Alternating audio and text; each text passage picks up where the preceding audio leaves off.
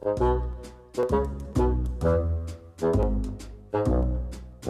siang saya berkomunikasi dengan Pak Luhut Binsar Panjaitan sebagai Ketua Satgas COVID Jawa Bali mengusulkan agar PTM di Jakarta ditiadakan.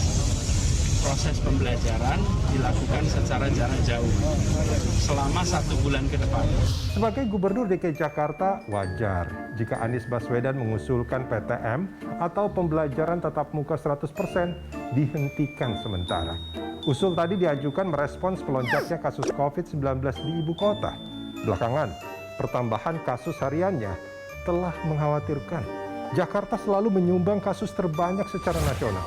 Pada 3 Februari, kasus harian di jantung Republik ini melompat ke angka di atas 10 ribuan, alias lebih dari sepertiga kasus nasional. Ini alarm tanda bahaya.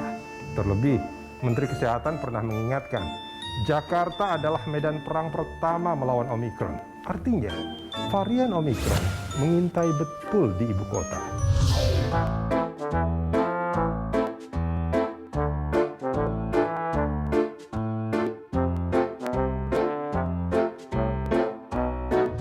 Presiden Joko Widodo juga memberi perhatian pada PTM 100%, khususnya kepada 3 provinsi, DKI Jakarta, Jawa Barat, dan Banten. Ini 3 provinsi dengan pertambahan kasus harian yang ajak naik. Menurut Presiden, antara 9 Januari hingga 30 Januari, kasus aktif secara nasional melonjak 910%.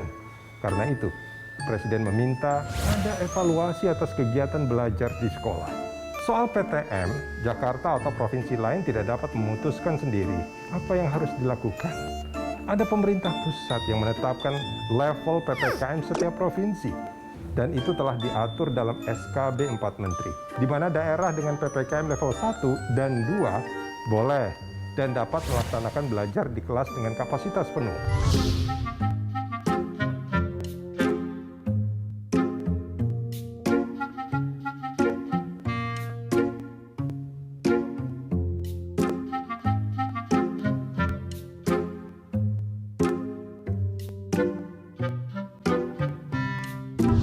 Meski kasus harian melonjak dan tingkat keterisian tempat tidur di rumah sakit di Jakarta juga naik di atas 50%, status PPKM di ibu kota Republik ini tetap PPKM level 2. Artinya, boleh melaksanakan PTM 100%.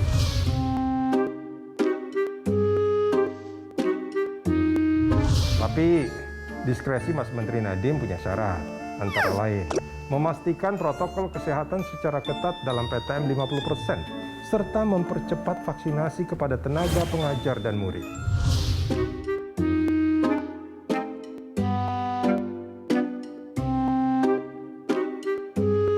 Di dalam SKB 4 Menteri itu, yang kita lakukan lebih banyak proteksi adalah salah satu syaratnya itu kan guru dan tenaga pendidik itu harus sudah divaksinasi.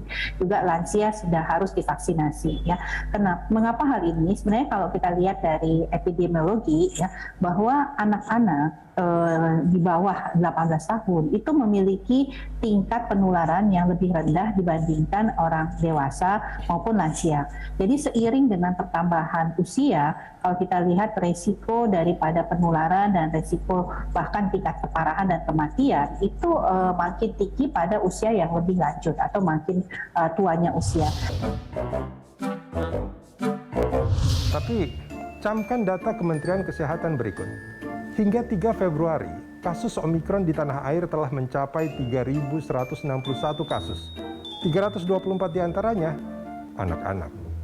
Proporsi kasus impor dan transmisi lokalnya sudah hampir berimbang. Kabar dari Queensland, Australia menyebutkan sudah ada kasus anak di bawah 10 tahun yang meninggal akibat varian Omikron.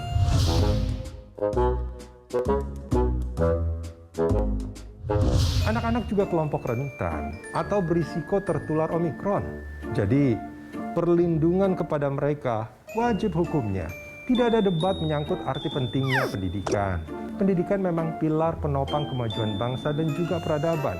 Tapi, atas nama takut ada lost generation, tak perlulah memaksakan diri PTM 100%. Pada saat seperti ini, wabil khusus Jakarta yang kasus hariannya begitu mengkhawatirkan, mencegah mudarat lebih utama ketimbang mengambil manfaat.